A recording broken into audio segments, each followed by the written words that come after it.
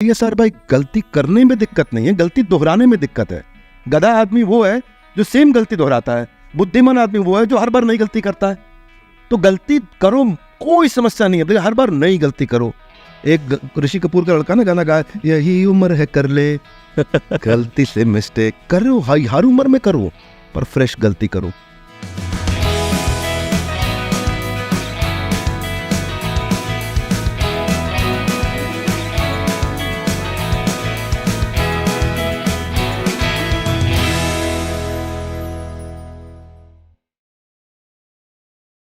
Hello दोस्तों, मैं doctor Yogendra Singh Rathore और आज आप लोगों के लिए लाया हूँ इनर वेलनेस ट्राइब का अगला एपिसोड। आज हमारे बीच में बेहद अमेजिंग पर्सनालिटी मौजूद हैं।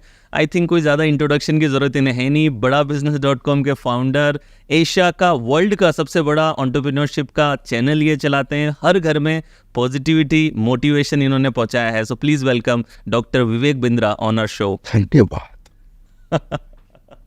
ब्यूटीफुल। सो ये जो मोटिवेशन और पॉजिटिविटी और बिजनेस का पिवटल पॉइंट क्या रहा जब आपको लगा कि इसी में आपको करियर बनाना है? देखिए, ऐसा मोटिवेशन स्पीकर जिसकी बात में इतना दम हो, सैकड़ों बार, हजारों बार सुनने के बाद भी लगे यार ये सबसे दमदार बात कही है। हर बार वो नया मीनिंग देता हो, हर बार वो मीनिंग्स ऐसे ऐसे क्रिएट करके देता हो। आप लोग की NLP की भाषा में ऐसे ऐसे मीनिंग्स क्रिएट करके दे आपको। तो वो मोटिवेशन स्पीकर थे त्रिलोकीनाथ सर्वलोक महेश्वरम, भगवान श्री कृष्ण, जिन्होंने ये एक ऐसी अमर वाणी दी। गीत, एक ऐसा गीत गाया उन्होंने किस समय पे, क्राइसिस के समय, झगड़ा, लड़ाई, टेंशन, परेशानी आसपास। उस समय मन बहुत विचलित था अर्जुन का।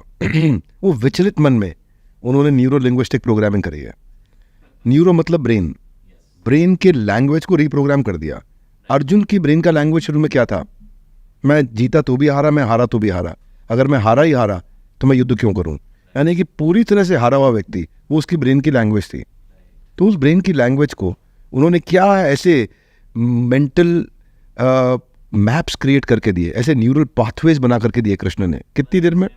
48 मिनट में नए मेंटल फ्रेम्स को शिफ्ट कर दिया, पूरा एडजस्ट कर दिया, एक नया परसेप्शन क्रिएट कर दिया।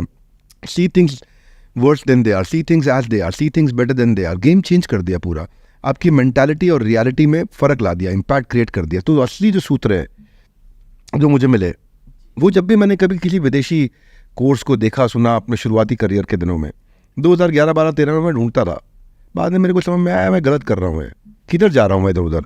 वो मृग तृष्णा वाली बात है, इधर नाभि के अंदर इतनी सुगंध है और हिरन भाग रहा है इधर उधर। अपने घर में भगवत गीता इधर उधर भाग रहे हैं, ये मेन मुद्दा है। ठीक बात है कि नहीं जी? So that's the beginning. So एक चीज़ मैंने देखी आपकी जर्नी में, मैं काफ़ी समय से फॉलो कर रहा हूँ आपकी जर्नी को, कि आप पंगे लेते रहते हो। यानी कि कभी 1 लाख लोगों का वेबिनार कर डाला, कभी अभी ये एंटरप्रेन्योरशिप लॉन्च पैड आप डाल रहे हो, 30,000 का कर रहे हो। तो ये जो रिस्क टेकिंग है, ये जो इनोवेट आप करते हो, रिस्क लेते हो, मैंने देखा बहुत सारे एंटरप्रेन्योर एक लेवल पे आकर के कंफर्ट जोन में आ जाते हैं, रिस्क नहीं लेते। So what drives you there, what inspires you to take this risk? पहली चीज़ ना YSR भाई यहाँ प्री सपोजिशन देते हैं एक, नहीं आप लोग की NLP की भाषा में, रिस्क मेरा नहीं है जी, रिस्क उसका है जो नहीं आ रहा है। क्या बात कर दिया आपने? मैं कहाँ रिस्क ले रहा हूँ? रिस्क तो बेचारे उसका है जो मिस कर जाएगा, क्योंकि सीट ही 30,000 है। तो जनता रिस्क में है, मैं रिस्क में नहीं हूँ। अब प्रॉब्लम ये है कि मैं 30 की 31,000 कर ही नहीं सकता।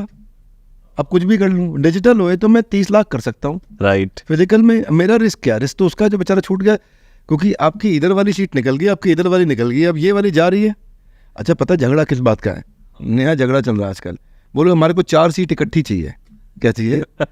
4 सीट इकट्ठी चाहिए, एक लाइन में सीक्वेंशियल। कहाँ से ला दें आपको 4 सीट इकट्ठी? अब कहीं कोई आ गया, कहीं कोई आ गया, तो रिस्क किसका है? ब्यूटीफुल। आप बाउंस बैक की, मैंने सबसे पहली बार जब आपको देखा तो आपने बाउंस बैक की बात की थी। कोई ऐसा किस्सा आपकी लाइफ से जहाँ पे आप डीप जोन में गए हो और वहाँ से आपने ये बाउंस बैक किया होगा? 4-5 बार हुआ मेरे साथ, बहुत बहुत बहुत। रिसेशन के डिप्रेशन में जा कर के अपना क्या मेन मुद्दा है, करेज का। मैं क्या माइंड से एंटरप्रेन्योर हूँ। आप मेरे को डरा हिला नहीं सकते बिल्कुल किसी भी परिस्थिति में। आप मेरे को, मेरी एक स्पेशलाइजेशन है, मुझे सब कचरा फैला हुआ दे दो, मैं प्रॉब्लम सॉल्वर हूँ, मुझे कोई बड़ी प्रॉब्लम उठा के दो मैं सॉल्व कर दूंगा। एक बार ऐसा हुआ था कि हमने एक NBFC के साथ पार्टनर किया था, आई थिंक एडवांस था या कौन था, और उसमें क्या हुआ, हमने बोला कि आपकी एजुकेशन के लिए ये बैंक आपको लोन दे देगा। तो हमारे यहाँ कुछ सेल्स की टीम ने क्या किया, उस सेल्स की टीम को 1/3 के आसपास इंसेंटिव मिल जाता था रेवेन्यू का, ठीक है। तो उन्होंने यहाँ से लोन अप्रूव कराया, कस्टमर से पैसा, कस्टमर का पैसा किसने दिया, बैंक ने दिया, हमारी कंपनी में पैसा आ गया, इस आदमी को उसका 1/3 मिल गया, और कस्टमर ने इसको EMI दी नहीं, कॉन्ट्रैक्ट कैंसिल कर दिया, तो उसकी भी लायबिलिटी आ गई और इसका 1/3 जा चुका था। ये ना 1 महीना ऐसा हुआ कि रेवेन्यू हमारा उस महीने में हमारा लाइफ टाइम हाईएस्ट रेवेन्यू हो गया। हमें मैं अभी ऑब्जर्व कर ही रहा था दूर से, क्योंकि मैं ऑपरेशंस में नहीं हूँ, जब तक पकड़ पाते तब तक मैं 45-50 करोड़ के नुकसान में आ गया था। जब तक हम पकड़ पाते तब तक 45, कितने साल पहले की बात है? ये हो गई 2-3-2.5 साल पहले की। ओके, हाँ 2.5 साल पहले की बात होगी, 51 करोड़ के नुकसान में आ गया, है ना। उस 50 करोड़ पे मैं अपने चैनल को, अपनी टीम्स को सैलरी और इंसेंटिव्स दे चुका था। तो अब यानी कि 100 करोड़ की सेल पे मेरे 50 करोड़ की कॉस्ट आ चुकी थी, और सेल 100 करोड़ की हुई नहीं, यानी कि केवल 50 करोड़ की कॉस्ट आ गई, बैंक की लायबिलिटी और खड़ी हो गई। वो सब नेट ऑफ करके मैं 55-60 करोड़ के लॉस में आ गया।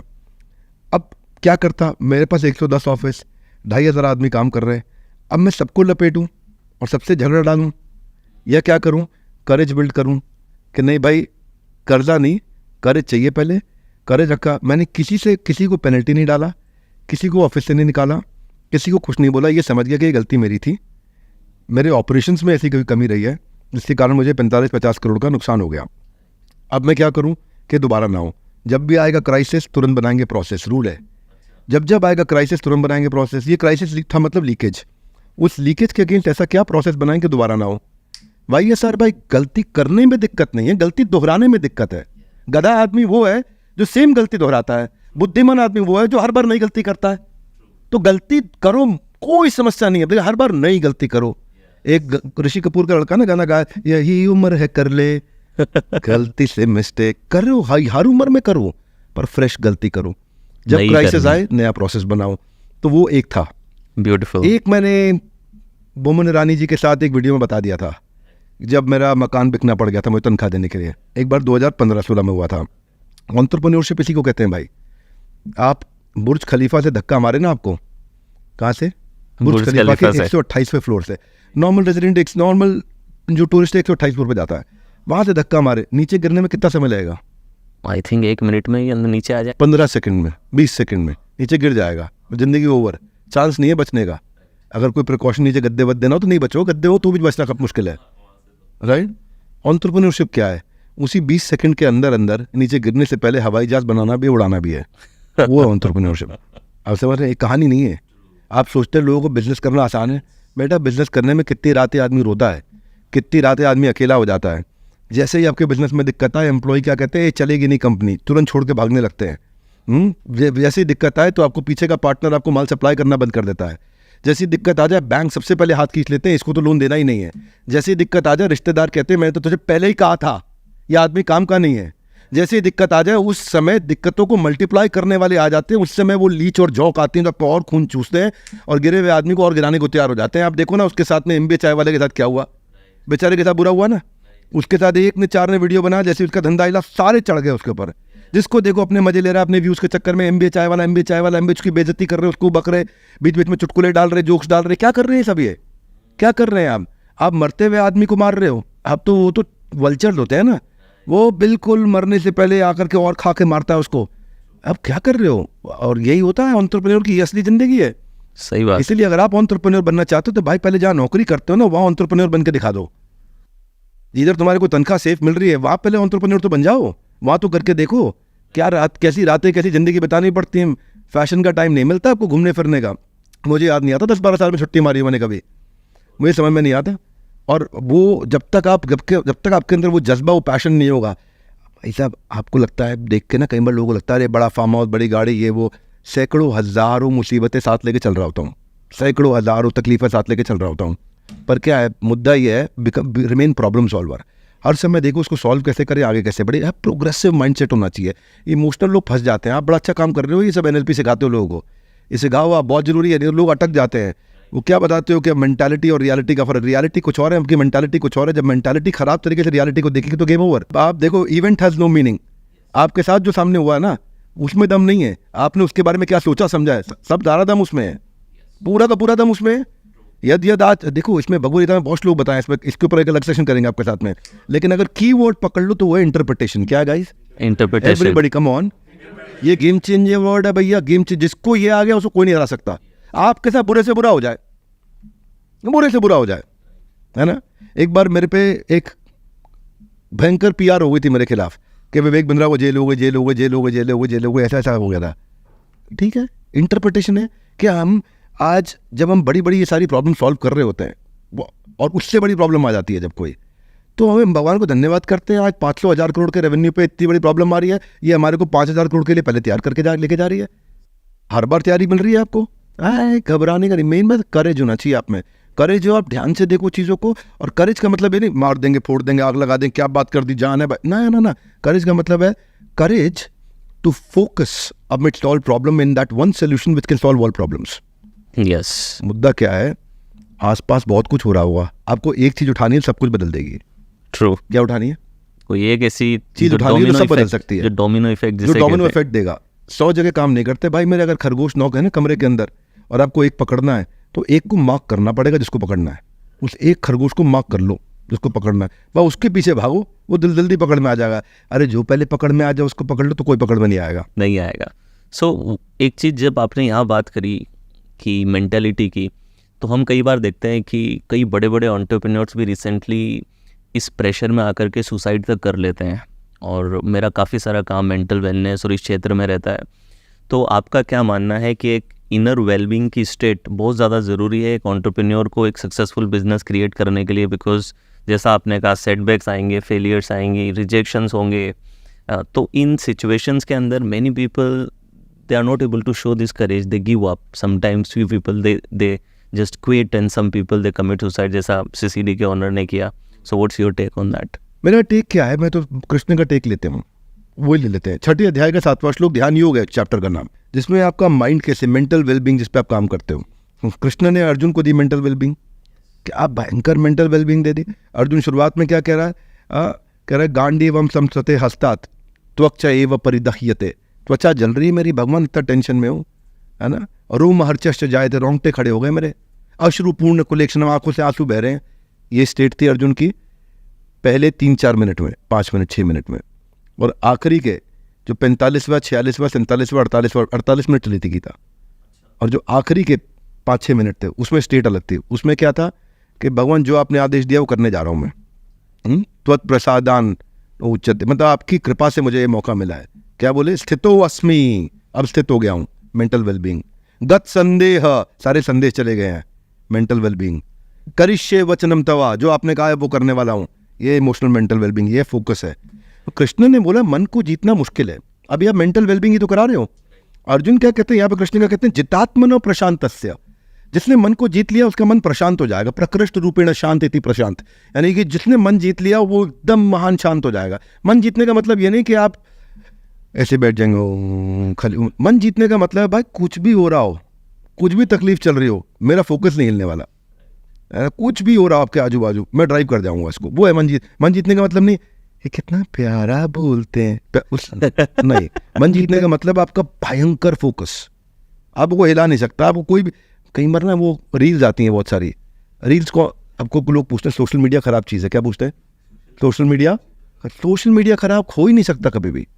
सोशल मीडिया बहुत बड़ी चीज़ है, बहुत बढ़िया चीज़ है, क्योंकि सोशल मीडिया आपको वही दिखाता है जो आप देखना चाहते हो। आपको फालतू की रील्स इसलिए दिख रही क्योंकि आप देखना चाहते हो, मेरे को तो नहीं दिखती, मुझे तो दिखती वही रील्स हैं जिस रील से मेरे गोल पे मदद। वो सोशल मीडिया को मालूम है आप कौन हो, वो आपको आपसे ज़्यादा जानता है। एल्गोरिदम रीड कर रहा है, वो आपके एल्गोरिदम ऐसे रीड कर रहा है, गेम चेंज कर रहा है। वो आप रुक कहाँ रहे हो, आप कितनी देर रुक रहे हो, आप कौन से पे रुक रहे हो, किसको दोबारा देख लिया तो पक्का दिखाएगा उस टाइप के। तो जितात्मन प्रशांतस्य परमात्मा समाहिता, जिसने मन जीत दिया उसको परमात्मा तो मिल ही गए, right.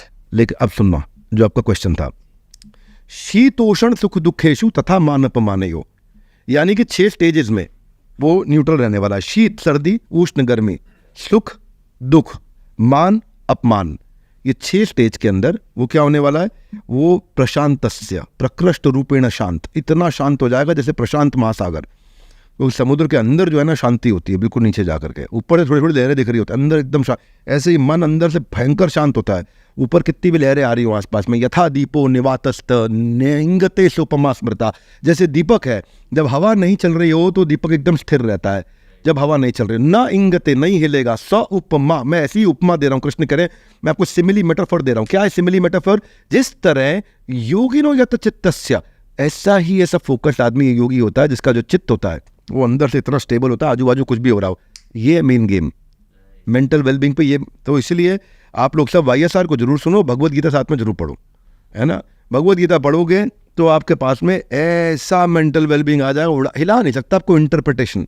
So lovely, beautiful. In fact जितना भी गीता के लेसन्स देखते हैं तो पता लगता है कि जितना भी ब्रेन के बारे में, माइंड के बारे में जो भी लिखा जा रहा है, अल्टीमेटली रूटेड वो यहीं से आता है, रूट में कहीं ना कहीं मिल ही जाता है, पक्का मिलेगा। सो आप अपनी ऑर्गेनाइजेशन में मेंटल वेलबींग के लिए क्या करते हैं? हाउ यू मैनेज द बढ़िया मेंटल प्रश्न वेलबींग? पूछा आपने यार, जितना करना चाहिए भी उतना नहीं कर पा रहे। यहाँ पर एक काम करते हैं, हमारे यहाँ गेस्ट बहुत सारे बुलाते हैं जो सुपरस्टार्स हैं अपनी ज़िंदगी में, और उनके साथ अपनी टीम के लिए एक लेक्चर, एक सेशन जरूर करा देते हैं, तो that they get access to a giant believer, they get mental access of a giant believer. He is a giant believer, तो मेरे को मेंटल एक्सेस मिल गया। ये सोचता कैसे है बंदा। अभी हमारे यहाँ पे एक बड़े ज़बरदस्त व्यक्ति है, बड़ा इंस्पायर्ड हुआ उनसे, मनिंदरजीत सिंह बिट्टा। चार इतने बम गोलियां उन्होंने खाए, 14 बार बमों और गोलियों से पूरा शरीर खत्म हो चुका है, पैर में लोहा ही लोहा, लोहा लोहा। All India anti terrorist front के चेयरमैन है। जब उन्होंने आकर के बोला, मैं देखा आधे लोग रो रहे थे, आंखों में आंसू थे। क्या banker giant believer, when you get a mental access of a giant believer, it can change the game. और भाई साहब, जब स्टूडेंट रेडी होता है, टीचर पहुंच जाता है। जिंदगी में स्टूडेंट को पहले रेडी होना पड़ता है, टीचर तो आ जाएगा, टीचर की दिक्कत नहीं है। तो मैं आपको बताऊं, ये मैं मेंटल एक्सेस को जब हमने सोचा, तो ये ईशान जी है पीछे खड़े, ये और मैं सोच रहे थे कि क्या करें क्या करें। आपने पूछा कोई धमाल करते हैं, कमाल करते हैं, कमाल नहीं, हम ये सोच रहे थे कि लोगों को ऐसे जाइंट बिलीवर्स का मेंटल एक्सेस कैसे दें। तो अब ये दिमाग में आइडिया आया एंटरप्रेन्योर लॉन्च पैड का। ये ना, ये बेसिकली एक मूवमेंट की तरह देख रहे हैं हम इसको, इस इवेंट को एक मूवमेंट की तरह देख रहे हैं हम। ये दर्शा देंगे पूरी दुनिया को, भाई साहब सुन लो सारे के सारे, ये बता देंगे कि एंटरप्रेन्योरशिप में जितना भारत का इंटरेस्ट है ना, वो आप सोचते थे खाली अमेरिकन, भाई साहब ये इंडिया इज द नेक्स्ट, अब next 20 years are for India now, क्योंकि यहाँ का पॉपुलेशन का एडवांटेज दूसरों के पास नहीं है। जर्मनी जो है और जापान जो है, जर्मनी और जापान के जो नेटिव्स है खत्म होने वाले हैं, मालूम आपको? नहीं मालूम? जर्मनी और जापान एक्सटिंक्ट होने वाला है, मालूम नहीं आपको? क्योंकि जर्मनी का जो बर्थ रेट है ना, वो इस समय हो गया है मेरे ख्याल है 1 से नीचे आ गया है। उसका अर्थ क्या होता है? उसका देखो, बर्थ रेट हर एक इकॉनमी को चलाने के लिए 2.1 होना चाहिए मिनिमम। प्रोग्रेसिव इकॉनमी तभी चलती है। अगर आप अंडर 1 आ गए तो मतलब आपका पूरा का पूरा समाज एक्सटिंक्ट होने वाला है। देखो, माता पिता इनका हो गया एक बच्चा, ठीक है, तो 40 साल के बाद क्या होगा? माता पिता गए, एक बच्चा रह गया, यानी क्या 50% हो गए, ठीक है। तो ये हो गया आपका 1 का बर्थ रेट आगे जो ग्रोथ आ रहा है। लेकिन अगर वो भी है आपका 0.4.5, यानी कि क्या है? माता पिता एक भी बच्चा नहीं, इधर माता पिता एक बच्चा, यानी कि 4 का 1 रह गया, तो 1 बन रहा है, तो 1 बन रहा है ना। तो इसलिए क्या है, ये बेसिस ही खत्म होने जा रहा है। भारत के पास यंग पॉपुलेशन है, इसका बहुत बड़ा एडवांटेज है। यूरोप जाओ ना आप, थोड़ा आप जाओ, मैं 3-4-5 कंट्रीज आपको ऐसी बताऊंगा जहाँ जब आप रात को निकलोगे, नाइट क्लब्स में जाओगे, पार्टीज में जाओगे, या कुछ नहीं तो खाली सड़क के किनारे उनकी मार्केट एरिया में जाओगे, केवल बूढ़े आदमी दिखेंगे आपको। केवल मैं बुडापेस्ट में था, मेरे को ऐसा लगा कि मेरे को यहाँ पे रेयर स्पीशी है कोई यंग आदमी को देखना, दिखते ही नहीं है। हर जगह वाइन पी रहे हैं, इकट्ठे बूढ़े बैठ के पिज्ज़ा खाते हुए गप मार रहे हैं आपस में। बुढ़े देश हैं ये, जिनकी एवरेज एज 45 साल, 46 साल, 47 साल, यानी कि यहाँ पे यंग पॉपुलेशन है ही नहीं, क्योंकि लोग बच्चे कर ही नहीं रहे। राइट, बच्चे नहीं पैदा कर रहे, यंग पॉपुलेशन खत्म, सब बूढ़े हो गए, बूढ़े होते जा रहे, बूढ़े जाते, क्या काम करेंगे, क्या कंट्रीब्यूट करेंगे? एक लेवल के बाद 10-15 साल के बाद दिक्कत आ जाएगी। हमारे देश में लोगों के पास आप समझ लो 1970s, 80s, 90s में और अर्ली 2000 में बहुत समय था, तब तक सोशल मीडिया उतना एक्टिव नहीं हुआ था, तो हमने काफ़ी बच्चे कर दिए। तो इस समय हमारे यहाँ यंग पॉपुलेशन है, हमारे यहाँ एवरेज एज 24, 25, 26, 27 साल की है। जब इतने सारे यंग लोग मिलकर काम करेंगे तो इंडिया का समय आने वाला है। और ये एंटरप्रेन्योर लॉन्च पैड में हम उन्हीं लोग को बुला रहे हैं जो पहले 1000 दिन और 2000 दिन के बिजनेस की समस्याओं से जूझ रहे हैं, उनको हम आकर के मदद करें, वहाँ पे उनको एक्सेस दें ऐसे जाइंट बिलीवर्स का। इसलिए आपने पूछा कि इतना बड़ा पंगा लेते हो आप, आपको रिस्क नहीं लगता? रिस्क मेरा थोड़ी, रिस्क तो उसका जो नहीं आ पा रहा है। ब्यूटीफुल। आपको पता है इवेंट कब हो रहा है? आई थिंक 23rd 24th सितंबर। कौन से साल में? अभी 2023। यस, इसी साल में। यस, हाँ? होने ही वाला है बस। होने ही वाला है। और कहाँ हो रहा है? दिल्ली दिल्ली में। दिल्ली में इंदिरा कहाँ? गांधी इंदिरा गांधी स्टेडियम। स्टेडियम। हाँ। ब्यूटीफुल। तो आप पहुंच रहे हैं? जी बिल्कुल पहुंचेंगे, ठीक है। नहीं पूछेंगे, जनता के साथ अपने पहुंचेंगे। एनएलपी के स्टूडेंट्स को लेके आइए, बिल्कुल आपका लेकर आएंगे। स्वागत करेंगे, आपको हम देंगे कॉम्प्लीमेंट्री सीट। हमें खुशी होगी, आप लोगों से आके मिलेंगे और इंस्पायर करेंगे, लोगों को एनएलपी के बारे में समझाएंगे। बिल्कुल जी। गेम चेंजर है ये। और विवेक जी रैपिड फायर में जाएं उससे पहले एक लास्ट क्वेश्चन। अभी रैपिड फायर भी है वो? Okay okay, Yes. ठीक है जी। उससे पहले एक last question, that you living a very hectic life, lots of talks and movement, travelling, how do you manage work life balance? बड़ा सिंपल है। देखो, पहली चीज, work is life. I don't like any balance, I like extreme. Okay, ठीक है, I am a different guy, I am a missionary गाय। ठीक है। हाँ, अब आप बोलोगे इसका मतलब क्या? हेल्थ का ध्यान रखना है। किसके लिए? अपने पर्पस के लिए। इसका मतलब सोना नहीं, क्या सोना है किसके लिए? पर्पस के लिए। इसका मतलब खाना नहीं है, क्या खाना है किसके लिए? पर्पस के लिए। तो मेरा सारा बैलेंस एक ही जगह जाता है। आप समझो, बैलेंस के चक्कर में पड़ गया ना, तो सब मेरा सारा बैंक बैलेंस खत्म हो जाएगा, मेरे कस्टमर का बैंक बैलेंस खत्म हो जाएगा। हमें कोई बैलेंस नहीं चाहिए, हमें तो सारे बैलेंस को ख़त्म करना है और एक ही दिशा में चलना है। ज़्यादा बैलेंस करके दिशाओं में जाओगे ना, because actually people who have actually more than 2 or 3 goals, they have actually 0 goals. They don't have goals. If you have too many priorities, you have 0 priority. बड़ा सिंपल है। मेरा वर्क लाइफ बैलेंस का मतलब है, हालांकि कृष्ण बोलते हैं युक्ताहार विहारस्य युक्त चेष्टस्य कर्मसु युक्त स्वप्न व बोधस्य योग भवते दुख। सब कुछ युक्त होना चाहिए, लेकिन युक्त के पीछे पर्पस एक हो। तो मेरा सोना भी मेरा बिजनेस है, मेरा जिम जाना, मैं वर्कआउट करता हूँ 1.5 घंटे का रोज, छोड़ता नहीं, भयंकर वर्कआउट करता हूँ, हेवी ड्यूटी। तो वेट लॉस की बड़ी इंस्पिरेशनल जर्नी रही आई है लॉस्ट आपकी, फिटनेस दिख रही है। 30 kgs of fat, not weight. 30 kgs of fat, also weight. याद रखना, कभी वेट लॉस की टेंशन मत लिया करो, फैट लॉस की टेंशन लो। बॉडी में वेट में 3 चीज़ें होती है, मसल, फैट और वाटर। आपको वाटर और मसल बचाना है, केवल फैट खत्म करना है। तो इसलिए वेइंग मशीन में ज़्यादा नहीं देखता, पर देखें तो 30 किलो कम हो गया। और इसमें डाइट पे बहुत ध्यान रखता हूँ, बहुत कैलकुलेटेड खाता हूँ, ये खाना है, ये नहीं खाना है। मैंने हर चीज़ को खाने से पहले चेक कर लेता हूँ मुझे क्या देने वाला है, ये मेरे को क्या देगा। क्योंकि कैलोरी के साथ न्यूट्रिशन है तो चलेगा, कैलोरी के बिना न्यूट्रिशन है तो गेम ओवर। भाई साहब, 2 समोसे और 1 ग्लास कोक सवेरे पी लो, 2 समोसे 1 ग्लास कोक शाम को पी लो, आपके 1,500 कैलोरी होगा जितनी टोटल लेनी थी, गेम ओवर। क्या करोगे आप जिंदगी में? जिंदगी भटूरे जैसी हो जाएगी। तो मैं और फैमिली के लिए क्या करते हैं, बीवी बच्चों के लिए? हाँ, अभी बड़ा अच्छा है बात है। हम सबके लिए यही एक ही काम करते हैं कि हम कोशिश करें कि ये समझे कि देश हमारी फैमिली है। अगर मैं केवल एक ही फैमिली, अपनी फैमिली के लिए सोचूंगा ना, तो लाइफ में बहुत ज़्यादा कुछ कर नहीं पाऊंगा। तो इसलिए फैमिली से भी रिक्वेस्ट करता हूँ कि आप भी मेरे साथ जुड़े और आप भी मेरे साथ में और मिल करके कंट्रीब्यूट करें। आई तो बिलीव आपका पर्पस जब इतना स्ट्रांग होता है तो फैमिली वाले अपने आप उससे जुड़ जाते हैं और समझ भी जाते हैं। देखो, कई बार आप सौभाग्यशाली हैं, जुड़ जाएं, कई बार आप दुर्भाग्यशाली होते नहीं जुड़ते हैं। अच्छा, हाँ, पर इसीलिए भी बड़ा इंपॉर्टेंट है, अगर आप लोगों को अलाइन कर पाते हैं अपने साथ तो बहुत अच्छा रहता है। ट्राई ये करता रहना चाहिए, तभी आगे बढ़ पाती है बात। ब्यूटीफुल विवेक जी। चलिए, so rapid fire with doctor Vivek Bindra. सुबह उठ के पहला काम जो आप पॉजिटिव स्टार्ट करने के लिए करते हैं? सबसे पहला काम पॉजिटिव स्टार्ट करने के लिए मेरा रहता है वर्कआउट, फिटनेस।